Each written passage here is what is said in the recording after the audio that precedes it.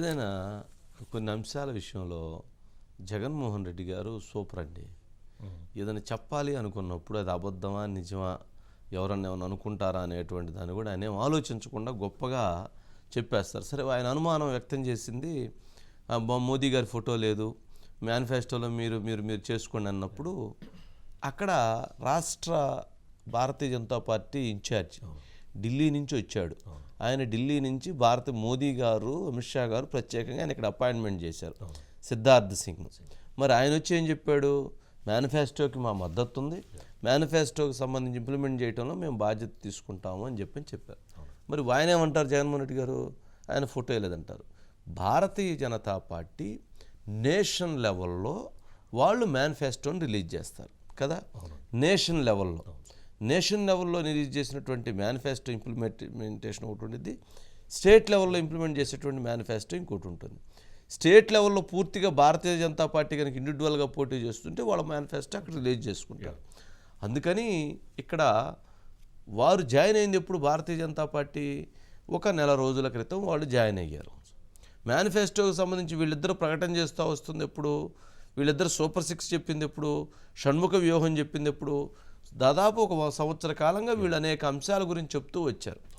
దానికి జగన్మోహన్ రెడ్డి గారు ఒక అయినటువంటి స్థాయిలో చెప్తారు. సరే, ఒక స్టైల్, దాన్ని కూడా మనం స్వీకరించాలి. ప్రజలకి ఇలాంటి నేతలుండి ఇలా కనుక చెప్పడం అలవాటు చేస్తూ ఉంటే వాళ్ళకు కూడా మనకు కూడా ఓహో ఇలా కూడా ఉంటుందా రాజకీయ వ్యూహాలు, ఓహో ఇలా కూడా మనం చేయొచ్చు అని. ఇప్పుడు ఆంధ్రప్రదేశ్లో ఉన్నటువంటి ప్రజానీకాన్ని, ఆంధ్రప్రదేశ్లో పొలిటికల్ ఎక్సర్సైజ్ చేసేటువంటి పబ్లిక్ని, లేదా లీడర్స్ని, లేదా ఇక్కడ ఉన్నటువంటి స్ట్రాటజిస్టులను కనుక భారతదేశ వ్యాప్తంగా ఎన్నికల నిర్వహణ కోసం పంపిస్తే మొత్తం తునకలు చేసి పారేస్తారు. అసలు ఏం మిగల్చరు. అసలు మిమ్మల్ని పిఎం చేయగలిగిన సామర్థ్యం ఉంది. ఎందుకు ఉందంటే అసలు ఆ రకంగా ఇక్కడ జరుగుతున్న పరిణామాలు చూశారు. అంటే జరుగుతున్నటువంటి సిచ్యువేషన్ అంత స్థాయిలో ఉన్నాయి. లీడర్స్ ఏం మాట్లాడుతున్నారు, ఏం చెప్తున్నారు, ఎవరెట్లా అన్నారు, ఏం చెప్పారు, ఏం చేస్తున్నారు, ఇవన్నీ చూసి వాటిని అనాలిసిస్ చేసుకొని వాటి మీద ప్రజలు ఒక కసరత్తు చేయటంలో ఎక్స్పర్ట్స్ అయిపోయారు. అది ఒక గొప్ప విషయమే. అందుకని మన ప్రజలను ఎక్కడికైనా పంపిస్తే దుమ్ము దులిపి వచ్చేస్తారు ఎలక్షన్లు అంటే లీడర్స్తో పాటు ఫాలోయర్స్ని. ఢిల్లీ నుంచి చాలామంది ఇక్కడికి వచ్చి ఎన్నికల నిర్వహణకు సంబంధించినటువంటి స్ట్రాటజీలు అయ్యి చెప్పబోతుంటే వాళ్ళకంటే మనవాళ్ళు చెప్పే చూసి వాళ్ళు స్టన్ అయిపోతున్నారు. అది ఏంటంటే బాబు ఎంత మీరు ఫాలోవర్గా ఉన్నారు, అసలు ఏం జరుగుతుంది మీ అలర్ట్ చేయండి అని. మరి జగన్మోహన్ రెడ్డి గారు కూడా మరి అలా చెప్తే అట్లా? వారు చెప్పిన ప్రత్యేక హోదా ఎక్కడ? వారు చెప్పిన అమరావతి ఎక్కడ? వారు చెప్పిన పోలవరం ఎక్కడ? వారు చెప్పిన రైల్వే జోన్ ఎక్కడ? వారు చెప్పినటువంటి విభజన చట్టం హామీలు ఎక్కడ? వారు చెప్పిన సిపిఎస్ రద్దు ఎక్కడ?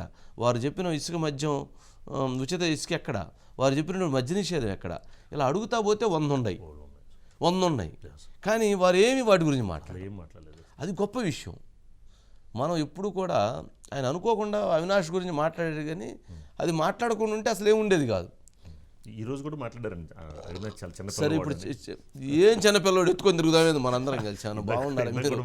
ఆయన చిన్నపిల్లవాడు అయితే అయ్యి ఉండొచ్చు. మనకి సునీత చెప్పింది కదా ఆయన ఎంత చిన్నపిల్లవాడో.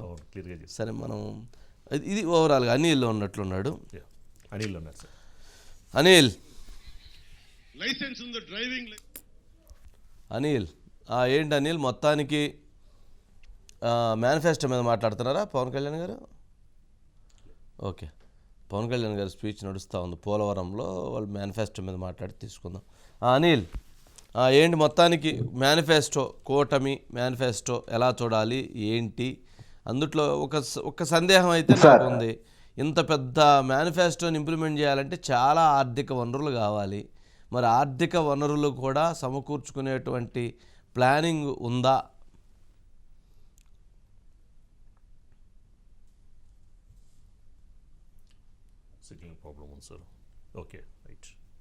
అంటే పెట్టేవాడికి ఎప్పుడు కూడా సంపాదించే గుణం ఉంటుంది సార్. సంపాదిస్తేనే పెట్టడం సాధ్యమవుతుంది. ఆ విషయంలో చంద్రబాబు గారు ఇదే ప్రశ్నను మీడియా ప్రజలను అడిగినప్పుడు మీద పెట్టుకొని ఏమీ లేకుండా ఆంధ్రప్రదేశ్ వచ్చి స్పందించలేదు. ఈ 5 ఏళ్లలో ఒక నీటి ట్యాంక్ ఫుల్ చేసి స్టోరేజ్ చేసిన ట్యాంక్ నిధులతో ఇస్తే దాన్ని అధపాతాళానికి తీసుకెళ్ళింది ఈ ముఖ్యమంత్రి చేతగానితనం, ఆయన యొక్క వైఖరి. ఈ రోజు తిరిగి రాష్ట్రాన్ని గాడిలో పెట్టుకోవాలి. అభివృద్ధి ఎంత ముఖ్యమో సంక్షేమం అంతే ముఖ్యం. సంక్షేమం తెలుగుదేశం పార్టీకి ఏదైతే కొత్త కాదు. గతంలో అటు ఎన్టీఆర్ నుంచి నిన్న మొన్నటి వరకు చంద్రబాబు గారి వరకు రేపటి నుంచి మళ్ళీ చంద్రబాబు అమలు చేస్తారనే విషయాన్ని చెప్పే ప్రయత్నం చేశారు.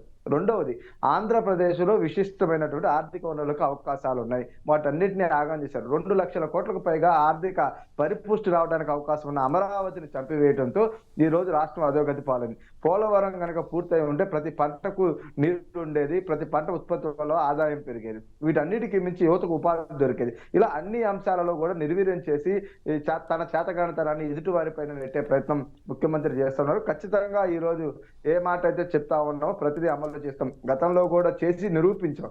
1-2 అంశాలలో ఖచ్చితంగా కొన్ని ఇబ్బందులు జరిగి ఉండొచ్చేమో కానీ మెజారిటీ ఆ రోజుల్లో ప్రజలు సుఖంగా, సౌఖ్యంగా, ప్రశాంతంగా, శాంతియుతంగా కూడా ముందుకు వెళ్ళారు. తిరిగి అదే రకమైన వాతావరణం తీసుకొస్తామనే విషయాన్ని చెప్పే ప్రయత్నంగా మేనిఫెస్టోని అయితే ప్రకటించారు. అందులో ఈ రోజు ప్రధానంగా చూస్తే అన్ని వర్గాలకు సార్, చంటి బిడ్డల నుంచి వృద్ధుల వరకు కూడా అన్ని రకాలుగా అంటే సంక్షేమానికి సంబంధించి ప్రాధాన్యత ఇచ్చారు.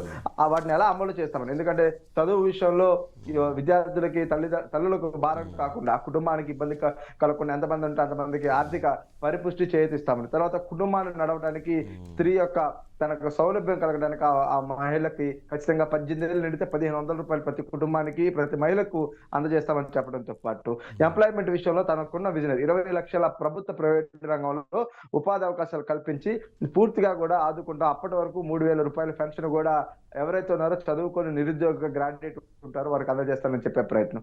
వీటితో పాటు ప్రతి ఇంటికి త్రాగునీటి కుళాయి, అదేవిధంగా బీసీలకు రక్షణ చట్టం, ఆదరణ పథకం పునరుద్ధరణ, వీటన్నిటికీ మించి ఈ రోజు కొత్త విషయం ఏమంటే ఈ దేశంలో ఎక్కడా లేదు సార్ హెల్త్ స్కీమ్.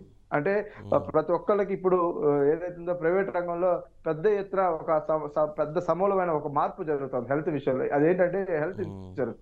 దానిని ఏర్పాటు చేసి ప్రతి కుటుంబానికి 25 లక్షల రూపాయలు విలువ చేసేటటువంటి హెల్త్ ఇన్సూరెన్స్ ఇస్తామన్నారు.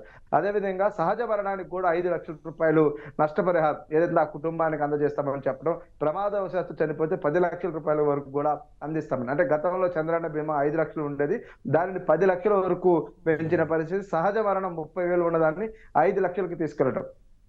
అంటే రాష్ట్రంలో మనం సర్వసాధారణంగా చూస్తాం, వందలాది మంది చనిపోతూ ఉంటారు. ఆ చనిపోయిన తర్వాత ఆ కుటుంబాలకు చాలా తీవ్ర ఇబ్బందులు ఎదుర్కొంటూ ఉంటారు. అంటే అలాంటి వాటికి ఈ ఇన్సూరెన్స్ స్కీమ్ కావచ్చు, లేదంటే ప్రభుత్వ చేతి వల్ల కావచ్చు, ఖచ్చితంగా ఆదుకొని 5 లక్షల రూపాయలు ఆ కుటుంబాన్ని అన్ని రకాలుగా ముందుకు తీసుకెళ్తామనే హామీ చాలా మేజర్ గా చూడాలి. అంటే ఈ రోజుకి ఇది అర్థం చేసుకోవడానికి కొంత సమయం పట్టొచ్చు, కానీ దీని ఫలితాలు రాబోయే 5 ఏళ్ళలో నిజంగా ఇంప్లిమెంట్ అయితే ఖచ్చితంగా ఉంటాయి. ఎందుకంటే చంద్రన్న బీమా 2019కి ముందు, అంటే 2017 నుంచి ఇంప్లిమెంట్ చేస్తే 19కే అది దానివల్ల చాలా ఉపయోగం జరిగింది. ఆ తర్వాత చంద్రన్న బీమాని ఇప్పుడున్న పాలకులు నిర్లక్ష్యం చేస్తే ఎవరైతే చనిపోయారో ఆ కుటుంబాలకు ఎక్కడ చేయతులా. కానీ దాని యొక్క పథకం యొక్క ఆవశ్యకత ఇప్పుడు ప్రజలకు అర్థమైంది. అంటే ఇప్పుడు మనం చెప్తున్నటువంటి ఈ హెల్త్ స్కీమ్ కావచ్చు, ఇన్సూరెన్స్ యొక్క పాలసీ మేకింగ్ కావచ్చు, ఖచ్చితంగా రాబోయే 5 ఏళ్ళు పరిపుష్టంగా ప్రజలకు అవసరాలను తీర్చే విధంగా ఒక రక్షణగా ఉంటుందని ఖచ్చితంగా చెప్పవచ్చు. ఇక దీనితో పాటు మౌలిక వసతుల కల్పన, రక్షణ విషయంలో, అదేవిధంగా ఆడబిడ్డలు, స్త్రీలు, రైతులకు సంబంధించి ఇలా ప్రతి వర్గాన్ని టచ్ చేశారు. షణ్మిక వ్యూహం కావచ్చు, సూపర్ 6 పథకాలకు అదనంగా కొన్ని క్రోడీకరించి కాపులకి, బీసీలకు, మైనార్టీలకు, అదేవిధంగా ఎస్సీ ఎస్టీలకు సప్లాన్ విషయంలో కావచ్చు, లేదంటే ఎస్సీలోనే బైఫర్కేషన్ ఉంది. ఎస్సీలకి అదేవిధంగా ఎస్సీ మాదిగా మాల మధ్య కొంత డీవియేషన్ నడుస్తుంది. దాని విషయంలో కూడా హేతుబద్ధంగా దాన్ని అమలు చేస్తామన్న విషయం కావచ్చు. ఇట్లా అనేక విషయాలలో స్పష్టత ఇచ్చే ప్రయత్నం, ఒక ప్రణాళికాబద్ధంగా సూటిగా నేరుగా చెప్పే ప్రయత్నం చేశారు. 50 ఏళ్ల లోపు బీసీ, ఎస్సీ, ఎస్టీ, మైనార్టీ వర్గాలకు పెన్షన్ ఇస్తామని చెప్పడంతో పాటు అగ్రవర్ణాలకు ఈడబ్ల్యూసీ కింద 10% రిజర్వేషన్లు అమలు చేయడమే కాకుండా వారి పరిపుష్టికి అగ్రవర్ణాలకు కార్పొరేషన్లు ఏర్పాటు చేయడం, ఆర్యవైశ్యులపైన బ్రాహ్మణ్స్ విషయంలో కొంత క్రియాశీలకమైన నిర్ణయాలు చేశారు. అదేవిధంగా క్షత్రియ వర్గీయులకు కూడా ఖచ్చితంగా రాజకీయ ప్రాధాన్యతతో పాటు ఆర్థిక పరిపుష్టిని అందజేస్తామని చెప్పే ప్రయత్నం. అంటే అన్ని వర్గాల సమతుల్యతనైతే మేనిఫెస్టోలో కొంత ప్రాధాన్యత క్రమంలో తీసుకున్నారు. రెండో విషయం, పెన్షన్ 4000 పెంచి అంటే ఈ నెల నుంచే, ఇప్పుడు మనం ఏదైతే ఉన్నామో ఈ నెల నుంచే ఇవ్వడానికి అమలు చేస్తామని కూడా చెప్పారు. Okay, right Anil. సిగ్నల్ వీక్గా ఉంది. అట్లాగే పవన్ కళ్యాణ్ గారు మాట్లాడుతున్నారు మేనిఫెస్టో